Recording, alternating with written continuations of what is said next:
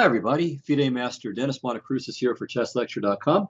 And today, provoked, I might say, or inspired, we'll see what it turns out to be, by a recent internet listing of the 50 greatest players of all time. I thought I would take a look at one of the more suspicious entries in that list, and that's Szymon Winawer. So Winawer was a 19th century, well, primarily 19th century player. He lived into the 20th century, but his salad days, as they say, were in the 19th century. He's given something like number 43 on the list, which I find kind of preposterous. Well, maybe more than kind of preposterous, but he was, for his time, a very good player. So the problem is that there really weren't very many good players at that time. And I think being, one of the one-eyed kings in the land of the blind is not really sufficient to merit being included in such a list. Nevertheless, he's there, and in part out of historical interest, and just taking a look at some of his games as a result of seeing him there, I thought it might be interesting to look at one of his games and say a few words about him and his variation. Now, before we get to that, though, I want to show what is perhaps the most famous game of Winawer's, although it's not really famous because it's Winawer, but because of the great combination that his opponent came up with. So this is a game he played against James Mason, played in Vienna in 1882. And we're not going to take a look at the whole game, of course, but I do want to show you this combination, which is really beautiful.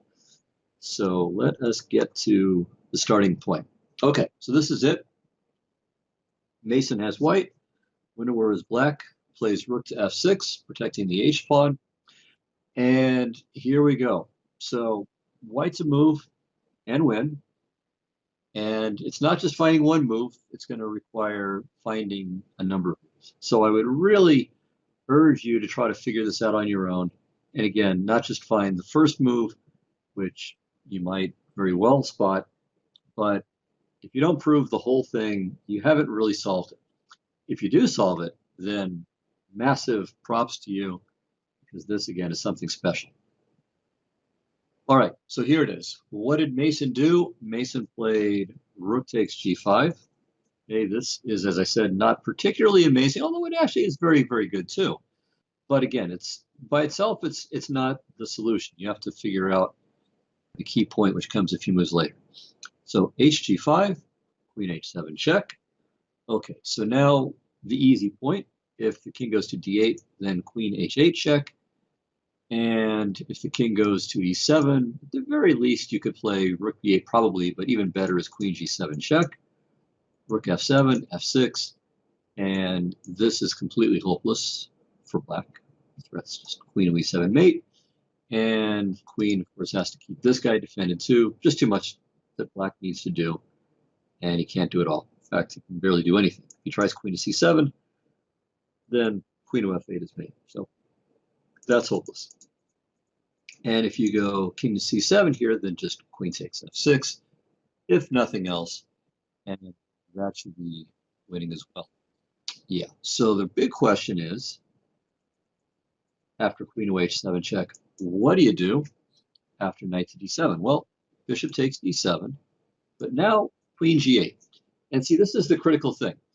It's one thing to find winning variations when you're looking at combinations, but it's really super duper important to find, or to try your best to find, the best defensive resources available to your opponent as well. And so here, got a big question. Now what does white do?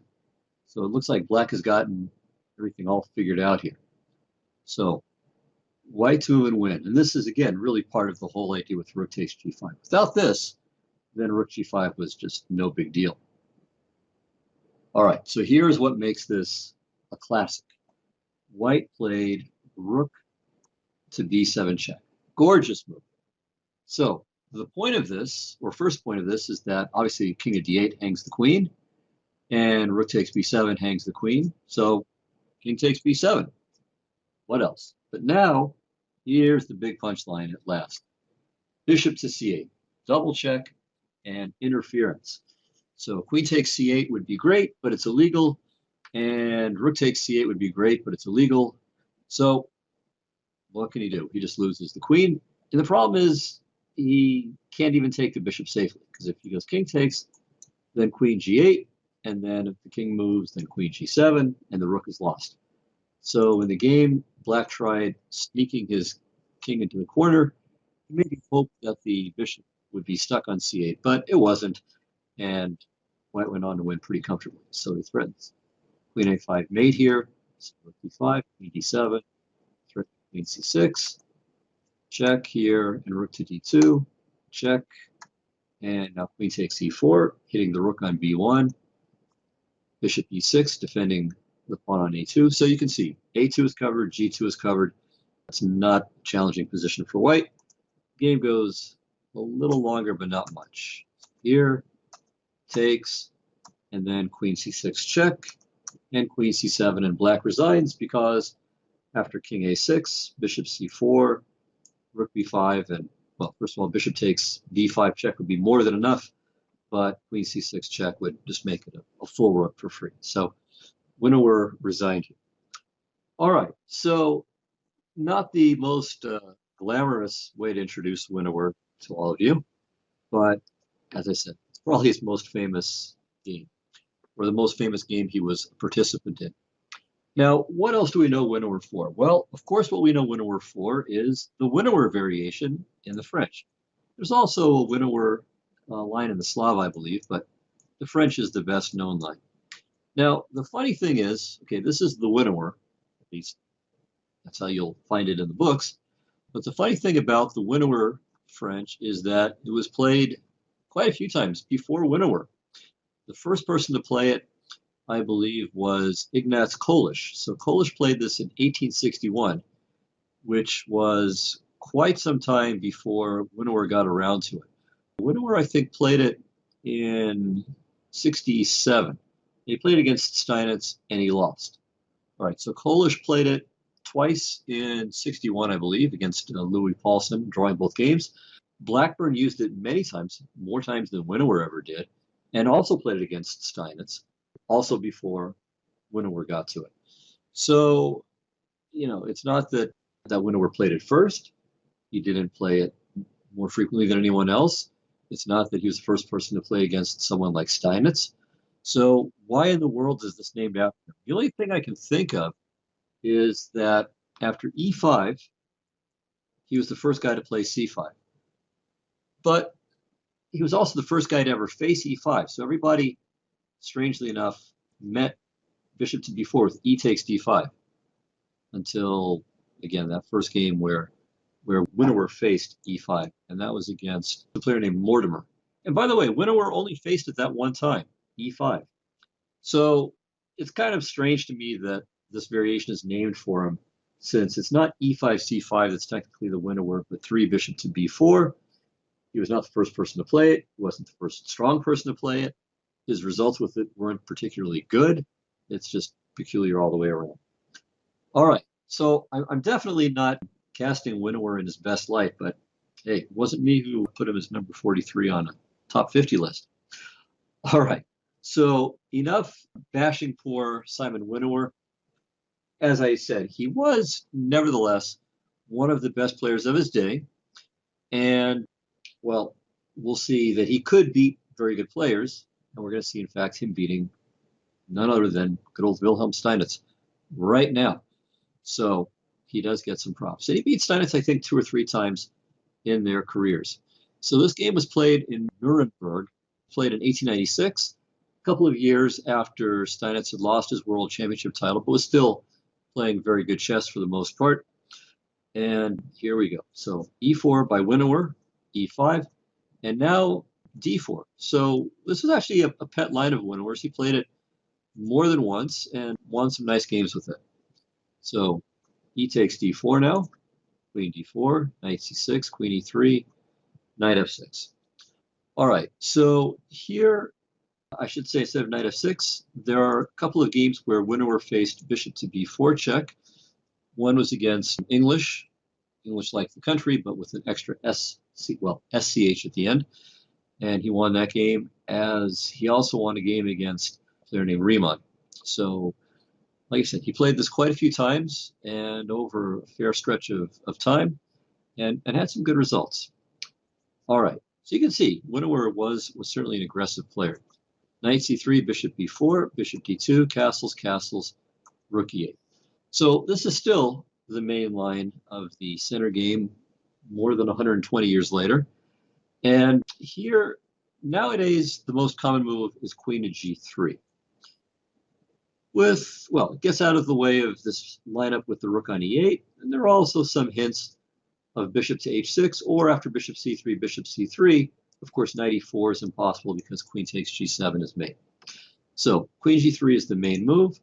Queen to f4 is a funny-looking move that is also relatively popular these days. But there's a third move that should be known about if you're a black e4, e5 player, and that's the move chosen by Winawer in this game, bishop to c4. Now, I think it is inferior to the two queen moves, but it's not terrible, and it does have a small trap. And I would say that the trap comes because we're all familiar with queen g3 and then black taking on e4 either right away or very quickly. So the difference here is that the capture on e4 after taking on c3 is probably not best. I think black's best move here is d6. So just a very modest option here. White generally plays f3, which I think is inferior to knight f3, although I would say that after knight f3, if black plays bishop to e6, he's slightly better here. But f3 is the main move at the present time. And this, I think, is a further inaccuracy. After knight to e5, bishop b3, a5, a3, bishop c5, queen e1, and now the very lively b5. Not only is black doing fine, he's probably just winning here. And both the computer and practice would seem to confirm this assessment. Black has won 6 games, drawn 6 games, and lost not 6 games, but no games. So it's a 9-3 score for black here. So avoid this with white. And again, objectively, well, white can do better than this, but it does seem objectively like black is doing quite well after bishop to c4, provided, of course, that he's properly prepared. All right, in the game, Steinitz played the more direct and greedy sequence here, taking on c3 and then on e4. And after queen f6, I would say that white's compensation is sufficient. All right, so here black played knight to f6, which is, I think, probably the more common move. Rook to e7 may be objectively better, and white does not seem to have anything better than to regain the pawn but surrender the bishop pair. And this position is equal, it seems. All right, so that's how you could play from here with black. He went knight f6, knight f3, d6, knight g5, bishop e6, bishop d3, h6. And now we have a very interesting moment in the game.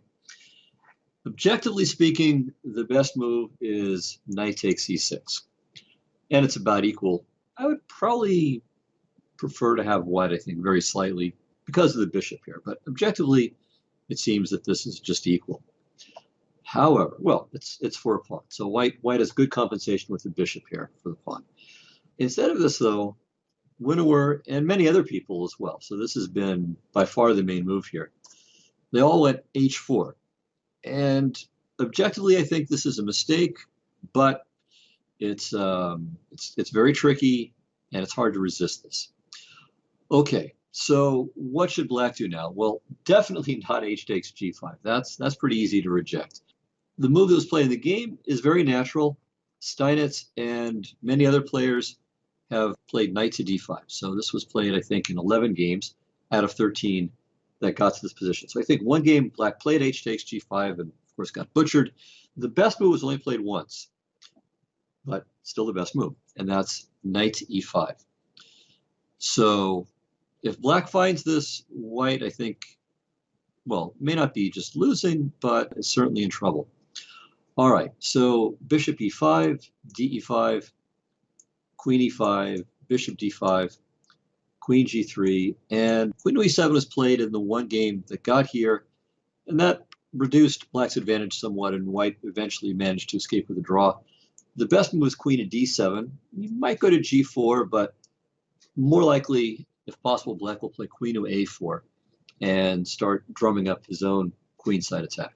So black is clearly better here. It's not a hopeless position for white, but it's not so great, to be sure. Okay, hg5, you can see how that went in the PGN. The game itself was not very well played at all. White was completely winning, and then he was even lost, and then went on to win anyway. But objectively speaking, it is losing for black to take. The key thing here is instead of bishop to e2 was played in the game, either rook to h4 or rook h7, simply intending to double, keeps clearly winning advantage for white.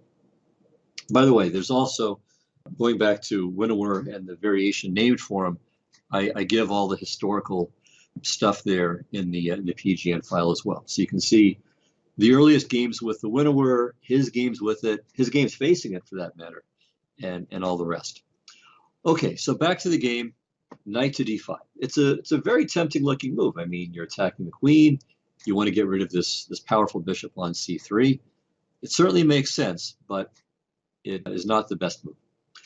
All right, so continuing here, white played bishop h7 check, and black has to be a little bit careful. You'd like to go to f8 because it feels like it keeps f7 more carefully guarded, but the problem is it would just blunder a piece away. Knight e6 check, rook e6, and rook takes d5. So you got to go king h8. No choice there. All right, and now this is a nice sacrifice by Winawer. He goes rook takes d5, bishop takes d5, and okay, there's bishop to d3 is probably also equal, but bishop to e4 is clearly the most testing option for black. And here's another little puzzle for you if you're feeling ambitious, and I hope you are. Black to move, how does he save the game? Steinitz did not figure it out, but it can be done. The position is still not only tenable, but equal if black plays correctly here.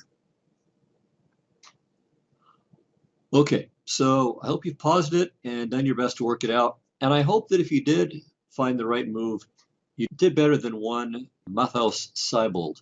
So Seibold figured out the right first few moves and then resigned instead of playing the right move that would have kept equality. And then in a second game, played that move and still managed to lose. So rather a tragic story for this poor fellow back in 1931 when he managed to lose 2 correspondence games after proving equality. So rook e4, this is forced. Okay, knight f7 check is a blunder, not because of bishop f7 when black manages to get himself mated in 2 moves, but you just go king to g8. And black's also attacking white's queen, and black is up a bunch of material, so this is hopeless for white. So not knight f7 check. After rook e4, we've got to take the rook. And now black plays knight e5. This is the necessary follow-up. And now white has a nice little trick with knight takes d6. So that's kind of a cool move here. And after this, we do not play c takes d6. It looks like it should be fine, but actually c d6, rook to d1, and white regains the piece with a serious advantage. So queen takes d6 is best. Of course, we take on e5 now. And it looks kind of scary, but it's not fatal just yet. Okay, so here there are a couple of options for black. You can play f6. This is really not what I would recommend, though. I mean, you're gonna have some heartburn here if you're playing black, because queen takes, white just trades queens, takes on d5, and has a very important and meaningful extra pawn in the rook ending. So gf is forced, queen h6, king g8. And white could play queen g6, queen h6 and make a draw, but rook to d3 is obviously much more dangerous. I analyzed it a little bit in the PGN, but even at the end of my analysis there, while, of course, the computer gives triple zeros, it's not going to be a pleasant, easy position for black to hold. So I would avoid this. I would not play f6, even knowing the analysis or some of the analysis. So the better way to go is to do what Seibold did. He played bishop takes a2. Now, it looks a little bit scary, right? You're afraid of getting Spassky fissured with b3, but in fact, there's an even trickier move. So b3 is not a big deal because there's bishop b3, but rook to d6. So this was played in both of Seibold's games, and one of them, he just resigned here. The point is, well, if c takes d6, then we've got that same mate in 2 we saw before. Queen h6 check, king over, queen g7, and splat. But it's not that bad.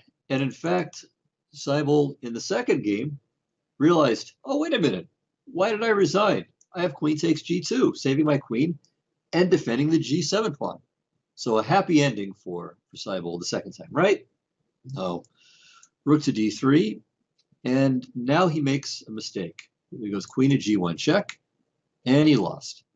King to d2. Okay, so now if queen g6, rook to g3, rook to d8 check, let's say, king c1, and black loses. So instead, he went f6, bishop takes f6. Now, rook e8 would still allow him to put up a fight. You can just check the PGN for the details. But he played rook to f8, and after rook to g3, he went 0 for 2, despite his significant improvement over the old Steinitz game. Well, where did he go wrong? Well, where he went wrong was with queen to g1 check. He had to go queen to h1 check. Now, it's a little surprising because you're leaving the g7 pawn undefended, but it makes sense for a couple of reasons. One is that it lets the queen go back to an important square, and it avoids walking into rook to g3 ideas too. So the payoff for all of this is after king to d2, now queen to c6, and it holds the fort. And it was important to pull the king to d2, both because the king is more exposed there, but also because it's farther from the black bishop on a2. So after b3, there's no worries about king to b2. The king is a little bit too far away now. So f6, bishop takes c7, and now a5 with the idea of a4 and the stranded Fischer bishop. If you don't know what I'm talking about, take a look at game 1 of the first Spassky-Fischer match, where he played bishop takes h2 on move 29, got the bishop trap, lost it, and lost the game from what had been previous to that capture, a completely drawn position. Anyway, here black will be able to play a4 in time to extricate the bishop. His king side is sufficiently protected, and the game is equal here. Okay, so that is how black draws from here. Rook takes e4, then knight to e5, and so on. But this is not what Steinitz did. He played f6. And this does not hold the game. So bishop takes d5. Now, of course, there's a good rule of thumb that you should capture towards the center, but it's not a very good rule in this position, as h takes g5 is simply checkmate. So that, of course, is not what Steinitz did. He played f takes g5, h takes g5, though, all the same, and black's position is just completely lost here. The immediate threat is rook takes h6 mate. If the king goes to g7, then queen f5 check is either going to drive the king back, and then rook h6 is still mate, or g6, well, rook h6 is mate, queen f7 is mate. It's just bad. So there's no way to get out of this except to block the diagonal so that the g-pawn won't be pinned. So Steinitz played knight to e5, and now Winawer finishes in style. See if you can figure out his last move. Although, to be frank, there are many, many winning options for white in any case. But Winawer's move was the best, and it's a nice one. He played g6. And that was it. Steinitz resigns. So the threat is just to play rook h6 check, gh, queen h6 mate, and there's no answer to it. Queen g5, of course, you just take the queen, and you're still threatening the mate. Knight takes g6 not only doesn't help, it makes it an immediate mate with either queen or rook takes because the g-pawn is now pinned. So Steinitz resigned here. It was a massacre.